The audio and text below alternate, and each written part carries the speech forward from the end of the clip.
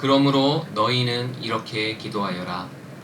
하늘에 계신 우리 아버지, 그 이름을 거룩하게 하여 주시며 나라를 있게 하여 주시며 그 뜻을 하늘에서 이루신 같이 땅에서도 이루어 주십시오. 오늘 우리에게 필요한 양식을 내려주시고 우리가 우리에게 죄 지은 사람을 용서하여 준 것 같이 우리의 죄를 용서하여 주시고 다 함께 우리를 시험에 들지 않게 하시고 악에서 구하여 주십시오. 나라와 권세와 영광은 영원히 아버지의 것입니다. 네, 여러분 안녕하세요. 네, 요즘 날씨가 많이 무더운데 몸 건강히 잘 지내셨습니까? 예, 지난 주일부터 주기도문에 대한 시리즈 설교가 시작되었죠. 그 이후로 일주일의 시간이 지났는데요. 지금 잠시 그동안 내가 드렸었던 기도들을 하나하나 떠올려 봅시다.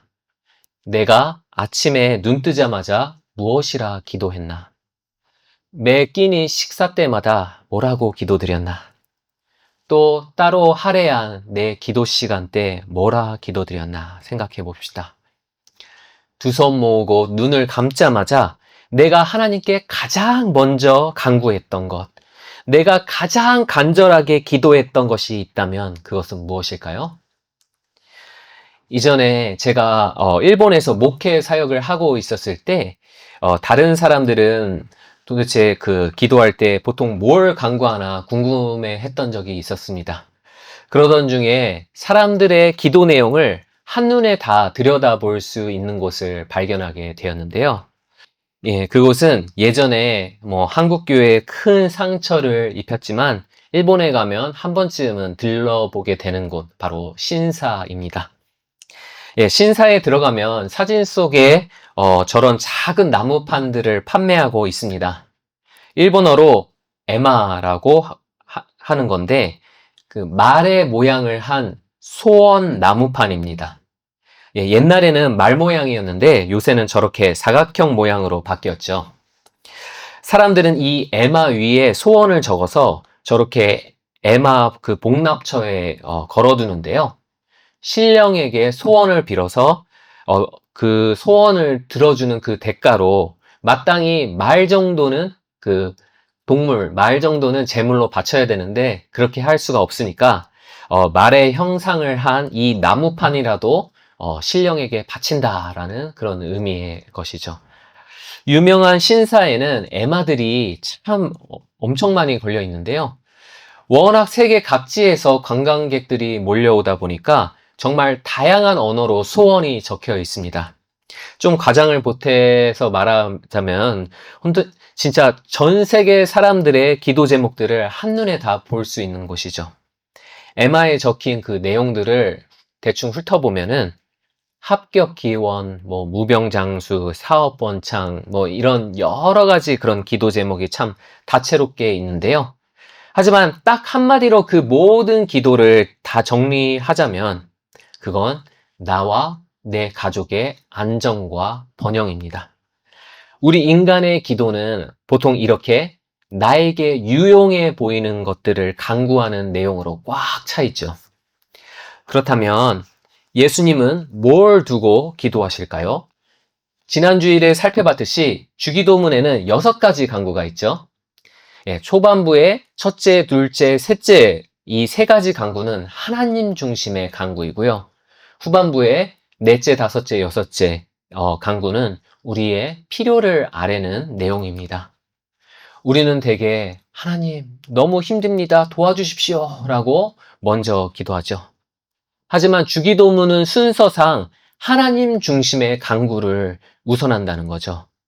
그런데 그 초반부에 첫째, 둘째, 셋째 간구 중에서도 가장 우선되는 간구, 즉 예수님이 가장 먼저 기도하시고 예수님이 가장 간절히 구하시는 것은 바로 하나님의 이름이 거룩히 여김을 받으시는 것입니다.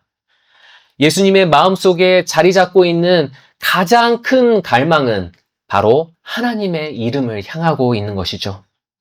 오늘은 이 주기도문의 이 첫 번째 간구가 어떠한 의미인지, 또 그분의 거룩하신 이름을 갈망하고 경배하는 게 왜 중요한지 함께 살펴보기를 원합니다.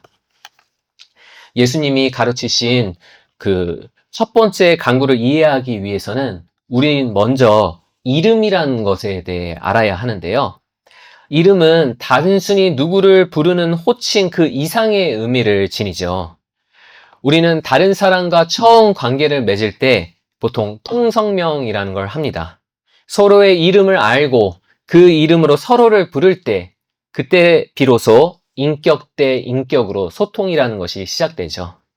이런 개념이 성경의 배경이 되었던 옛날 그 고대 중동의 문화에서는 그 훨씬 더 짙게 나타나는데요.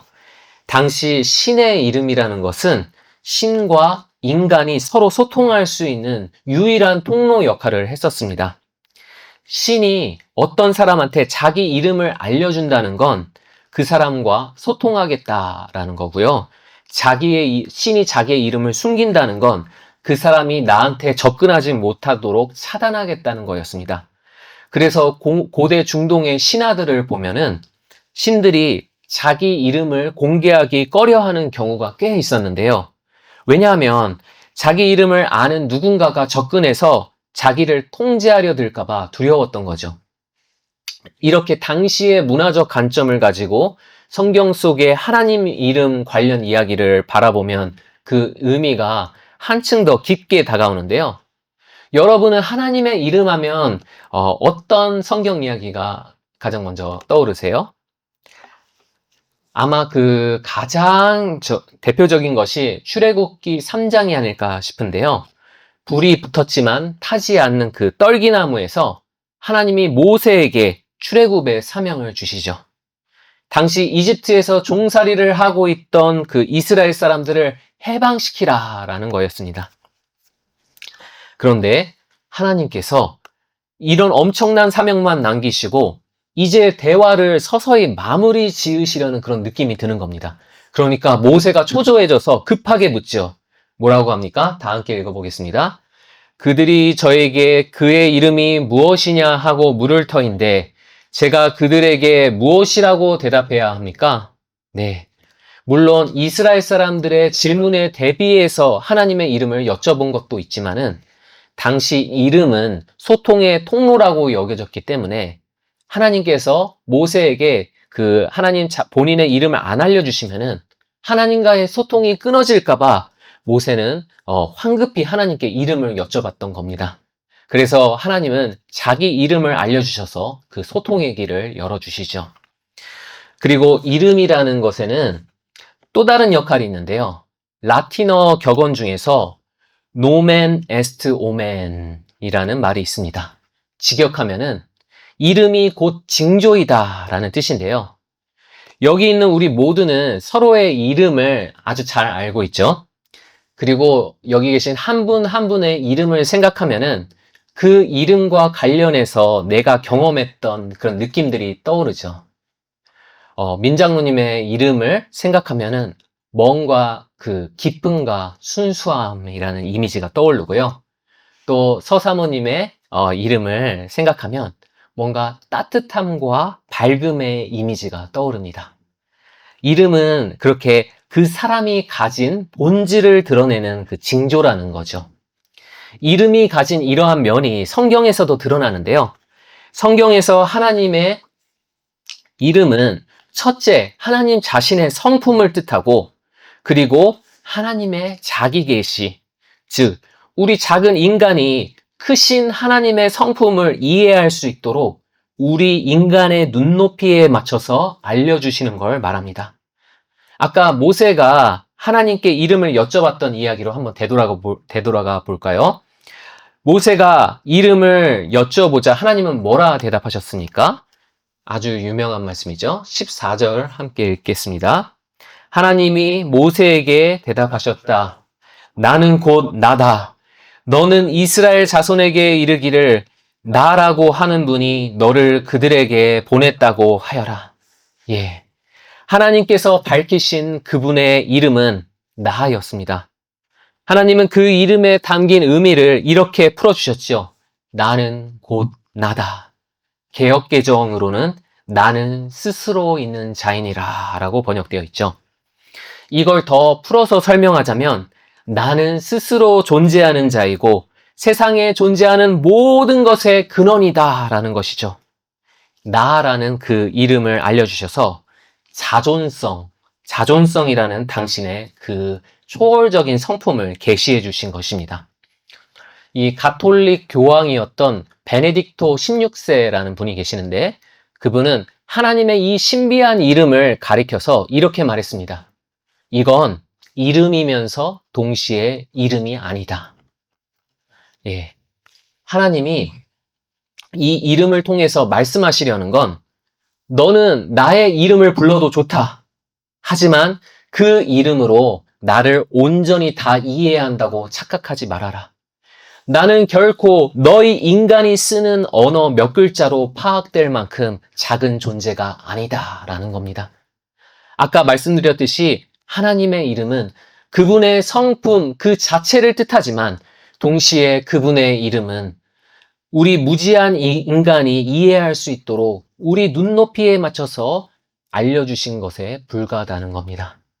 하나님은 우리가 친밀하게 소통하실 수 있는 분, 또 그 반면에 우리와 다른 초월적인 분, 이 둘의 균형이 우리가 하나님의 이름을 대할 때 굉장히 중요한 것이죠. 그리고 이 균형은 지난 주일에 우리가 살펴봤던 하나님의 호칭, 하늘에 계신 우리 아버지여 라는 이 호칭에도 그대로 담겨 있는데요. 감히 아무도 하나님을 아버지라 부를 수 없었던 시기에 아빠라 부르라 하시며 친밀히 다가오시는 우리의 하나님 아버지. 하지만 동시에 우리가 있는 이 땅에 계시는 게 아니라 하늘이라는 초월의 영역에 계신 하늘의 아버지. 이 둘의 균형이 하나님의 호칭에도 가득한 것이죠. 또 이 둘의 균형은 하나님의 이름뿐만 아니라 그 다음에 이어지는 거룩히 여김을 받으시오며를 이해하기 위한 핵심이 됩니다. 거룩히 여김을 받는다가 뭔지 이해하기 위해서는 먼저 거룩이 무슨 뜻인지 알아야 하는데요. 히브리어에서 거룩은 무슨 뜻이죠? 네, 구별된다라는 말에서 파생된 말입니다. 하나님의 거룩하심은 뭐와 구별되는 걸까요? 예, 많은 분들이 하나님의 거룩하심은 죄와 구별되는 무언가, 죄와 반대되는 무언가라고 생각합니다. 구약을 보면은 저희 그 아침마다 성경 이야기 함께 읽고 있죠. 거기에 보면은 우사의 이야기가 나오는데 죄에 물든 우리 인간이 하나님의 거룩한 물건에 손을 대자 그 자리에서 즉사하기도 하고 또 하나님의 거룩하신 그 영광을 접하면은 자기가 소멸될까봐 막 벌벌 떨죠. 하지만 하나님의 거룩하심을 정면으로 못 쳐다보는 건 죄가 없는 천사들도 마찬가지입니다. 이사야서 6장을 보면은 스랍이라는 주의 천사가 나오는데요. 이런 그 사진의 모습을 하고 있는데 그들조차도 이 날개로 어떻게 하고 있습니까? 두 날개로 눈을 가리고 있죠. 그들조차도 거룩하신 하나님을 정면으로 바라볼 수가 없어서 자기 두 눈을 그 두 날개로 가리고 거룩하시다, 거룩하시다 찬양합니다. 하나님의 거룩하심은 물론 죄와 구별되는 무언가이기는 하지만 그것보다는 창조자이신 하나님만이 가지고 계신 무언가, 피조물과는 확연히 구별되는 하나님의 무언가가 더 정확한 표현인 거죠. 어떤 피조물도 절대 정면으로는 받아낼 수 없는 창조자 하나님의 무언가가 바로 그분의 거룩하심인 겁니다. 아니, 천사조차 하나님의 거룩하심을 다 받아낼 수 없다면 도대체 누가 그 거룩하심을 받아낼 수 있다는 거죠? 요한복음 1장 1절을 한번 함께 읽어보겠습니다. 태초에 말씀이 계셨다. 그 말씀은 하나님과 함께 계셨다. 그 말씀은 하나님이셨다. 예, 이 구절에 의하면 아직 세상이 창조되기 이전에 두 분이 존재하고 계셨다고 합니다. 한 분은 하나님, 즉 하나님 아버지시죠. 그리고 하나님 아버지와 함께 그 말씀이 계셨는데 이 말씀이 누구죠? 네, 하나님의 아들 예수님이십니다. 여기서 함께라고 번역된 말은 프로스라는 그리스어인데요. 프로스는 방향을 나타내는 말입니다. 방향. 물론 함께라는 뜻도 있지만은 원래 가장 주된 뜻은 무엇을 향하여라는 뜻입니다. 예수님은 하나님 아버지와 그냥 함께 계셨던 게 아니라 하나님 아버지를 향하여 계셨던 거죠. 아버지와 아들이 이렇게 서로를 향하여서 얼굴과 얼굴을 마주보고 계셨던 겁니다. 이 싱클레어 퍼거슨이라는 신학자는 이걸 가리켜서 사랑의 눈맞춤이라고 했는데요. 여러분, 가장 최근에 여러분의 사랑스러운 배우자와 눈맞춤을 하셨던 적은 언제십니까? 적어도 한 5초 정도. 우리 사모님께서 지금 전도사님의 얼굴을 이렇게 지그시 쳐다보셨는데요. 저는 그 아내의 아내가 사랑을 느끼는 그 사랑의 언어가 포옹이기 때문에 지금 제가 결혼 14년 차인데 14년 동안 매일 아내의 눈을 바라봤던 것 같아요. 저는 여러 가지 면에서 아내한테는 대역 죄인이기 때문에 그거라도 좀 잘하자라는 의미에서 아내와의 포옹에 충실했었습니다. 그러면서 아내의 그 얼굴을 매일 응시해 봤었죠. 지금 제가 그때 아내를 처음 만났던 게 거의 한 30살 초반대였으니까 지금은 이제 꽤 시간이 흘렀죠. 그때의 그런 젊음은 없을지 몰라도 그동안 그 세월을 함께 오면서 제가 알게 되었던 그런 아름다움을 아내의 얼굴을 볼 때마다 알게 됩니다. 여러분들은 저보다 훨씬 더 그 긴 세월을 배우자와 함께 그 인생의 여정길을 걸으시면서 배우자의 얼굴을 바라볼 때 그 눈의 기쁨, 그리고 그 눈가의 주름에서 느껴져 오는 그 뭔가 모를 그 가슴의 뭉클함 같은 거를 더 깊게 느끼시겠죠. 배우자의 아름다움을 응시하는 것은, 배우자의 얼굴을 응시하는 것은 오직 같은 배우자에게만 허락되는 특권이죠. 네. 하나님 아버지께서, 마찬가지로 하나님 아버지께서 뿜어내시는 그 강렬한 거룩하심을 오직 같은 하나님이신 아들 예수님만이 홀로 다 영원 전서부터 다 받아내고 계셨던 거죠. 예수님은 아버지의 그 거룩하신 이름을 영원 전부터 홀로 바라보시면서 그 이름을 무엇보다 사랑하셨습니다. 그래서 예수님이 주기도문에서 가장 먼저 간구하신 것이 이름이 거룩히 여김을 받으옵소서라는 거였죠. 하나님 아버지의 거룩하신 그 이름이 하늘에서와 같이 이 땅에서도 그의 합당한 대우를 받게 하소서. 이것이 아들 예수님의 가장 간절했던 기도 제목이었던 겁니다. 그의 합당한 대우란 예수님이 하나님 아버지를 사랑스럽게 바라보시듯이 이 땅 위의 사람들도 아버지를 사랑으로 바라보게 되는 것이죠. 하나님이 우리와 너무나 다르다고 해서 그분으로부터 얼굴을 돌리는 것이 아니라 오히려 우리와 달리 초월적이신 그분의 모습 그대로를 아름다움으로 여기고 그 아름다움을 계속해서 바라보려 하는 것. 이것이 예수께서 원하시는 그 이름에 합당한 대우인 것입니다. 우린 그것을 갈망이라고 하죠. 더 구체적인 표현으로는 경배라고도 합니다. 여러분, 오늘, 이거는 몇 년 전에 찍은 사진이긴 하지만은, 오늘 교회로 향하는 이 동산 언덕길을 올라오시면서 길가에 이쁘게 핀 꽃들을 바라보셨죠? 여러분들은 매주 이 동산 언덕길을 오르시면서 이 언덕길가에 심긴 꽃들이 어떻게 변화해가는지를 아마 지켜보셨을 겁니다.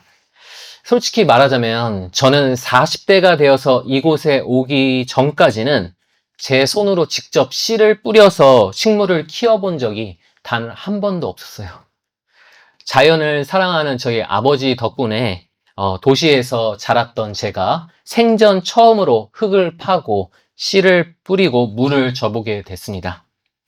처음에는 그 지루할 줄 알았는데 그 생명이 역동하는 모습을 가까이서 지켜보니까 참 신기하더라고요.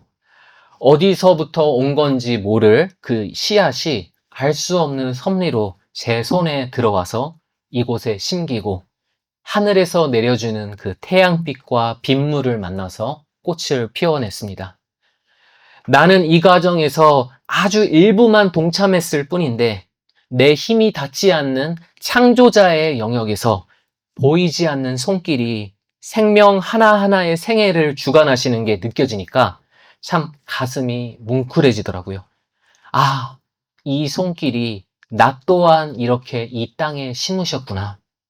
아, 이 손길이 내 지난 삶 또한 이렇게 돌보셨겠구나. 꽃이라는 그 작은 그 피조물에 비친 창조주의 그 그림자가 뭔지 모를 그런 깊은 감동으로 다가오는 순간이었습니다. 보이지 않는 그분의 손이 나와 달리 너무나 위대하고 거대해서 불쾌하기보다 뭔가 그 가슴 저미는 그리움 같아서 계속 그 순간을 경험해 보고 싶은 그런 마음이었습니다. 이게 아마도 하나님께서 모든 인간 안에 심어주신 갈망이라는 경배의 DNA인 것이죠. 이런 갈망이 어디서 오는지 우리 신앙의 선배들은 아주 명확하게 대답했습니다. 여러분 그 웨스트민스터 소요리 문답 제1문 기억하시죠? 우리의 인생 가운데 반드시 답을 찾아야 할 가장 중요한 질문이 있다면 그것은 나는 왜 살아야 하는가이죠. 그걸 다르게 표현하면 사람의 제일 되는 목적이 무엇입니까? 라는 질문입니다. 그리고 그 답이 뭐죠? 다 함께 읽으시겠습니다. 사람의 제일 되는 목적은 하나님을 영화롭게 하고 영원토록 그를 즐거워하는 것입니다. 네. 거룩하신 하나님의 아름다움을 그 무엇보다 즐거워하고 그 아름다움을 향한 내 사랑을 삶 전체로 드러내는 것, 이것이 우리가 살아야 할 가장 큰 이유인 것이죠. 그래서 다윗도 이처럼 고백했습니다. 내가 여호와께 바라는 한 가지 일, 그것을 구하리니 곧 내가 내 평생에 여호와의 집에 살면서 여호와의 아름다움을 바라보며 그의 성전에서 사모하는 그것이라. 이처럼 창조자 하나님께서 우리 안에 심어주신 그분의 아름다움을 누리고픈 이 갈망은 우리가 왜 이 땅에 심기였는지, 우리가 왜 살아가야 하는지에 대한 가장 근본적인 답을 보여주는 것이죠. 하지만 안타깝게도 우리의 갈망은 우리의 죄로 심각하게 망가져 버려서 우리는 하나님의 아름다움을 잘 인식하지를 못합니다. 우리의 갈망이 제대로 작동하는지 못하는지 확인해 보려면 내 자신한테 이런 질문을 던져보면 알 수 있습니다. 여러분은 하나님과 함께하는 지금의 내 삶에 온전히 만족하고 계십니까? 아니면 혹시 이것만 있으면 내 삶이 참 행복해질 것 같다라는 게 있으십니까? 안타깝게도 우리 대부분의 경우는 이 후자에 속하죠. 나에게 돈이 단 몇 천만 원 정도만 있다면, 단 몇 억 정도만 내 수중에 들어온다면 비로소 내 숨통이 트일 것 같다. 이 일만 해결된다면 비로소 두 다리 뻗고 잘 수 있을 것만 같다.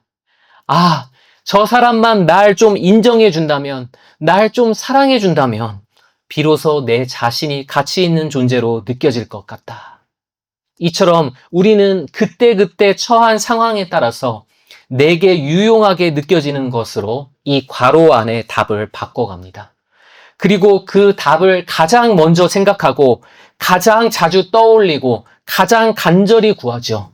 그것이야말로 나를 지금의 공경으로부터 구할 수 있는 실질적인 구원자라고 여기면서 그것의 유용함을 갈망하는 것이죠. 이처럼 내 갈망의 대상이 하나님이 아닌 다른 것으로 대체되는 것, 바로 그것이 우상인 것입니다. 하나님 아버지의 진정한 아름다움은 그분이 하늘에 계신 초월적인 존재이시면서도 땅에 있는 우리와 친밀히 소통하신다는 이 둘의 균형 속에 있는 것이죠. 둘의 균형 속에. 하지만 죄된 우리 인간은 그런 아름다움에 정반대되는 것에 매력을 느낍니다. 마음이 끌리죠. 사랑, 거룩, 진리처럼 하늘에 속한 보물보다는 돈, 안정된 생활, 사람의 인정, 이런 것처럼 그 유용함이 당장 내 눈으로 파악 가능한 이 땅의 것들을 경배하고요. 인격적인 소통과 사귐이 없이 오로지 내 뜻대로 이용할 수 있는 만만한 것들을 찬양합니다. 이러한 갈망과 경배의 실패가 우리로 하여금 하나님의 거룩하신 이름을 홀대하도록 만드는 것이죠. 그렇다면 망가진 우리의 갈망이 다시 제자리를 찾고 하나님의 진짜 아름다움을 다시 경배하는 길은 어디에 있을까요? 그것은 바로 예수 그리스도의 십자가입니다. 예수님이 병자를 고치시고 귀신을 쫓으시고 자연을 조종하며 놀라운 기적들을 일으키셨을 때 사람들은 그걸 보고 예수님이 유용한 분이라고 생각했었습니다. 아, 저 예수님의 저 놀라운 힘을 이용하면 우리를 괴롭히는 저 로마를 무너뜨릴 수 있겠구나. 잃었던 우리의 명예를 되찾을 수 있겠구나. 우리의 삶이 더욱 편안해지겠구나.